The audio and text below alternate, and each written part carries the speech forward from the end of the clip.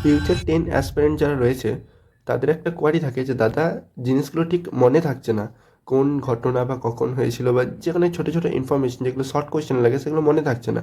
তো আমার মতে মনে রাখার সবচেয়ে ভালো উপায় হলো শর্ট নোটস।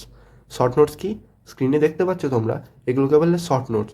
একটা A4 শিট নিলে A4 শিটটাকে 3 ভাগ করবে, এবার 3 ভাগের মধ্যে ছোটো ছোটো ছোটো ছোটো করে লিখে তোমাদের যে পুরো চ্যাপ্টার সেটাকে 1 পাতা কিংবা বড়জোর 2 পাতার মধ্যে সীমিত করার চেষ্টা করবে। এগুলো তাহলে কী হবে, একটা পাতা রিভাইজ করতে তোমার 20 মিনিট সময় লাগবে, তাহলে গোটা চ্যাপ্টারটা তোমার 20 মিনিটের মধ্যে রিভাইজ হয়ে যাবে।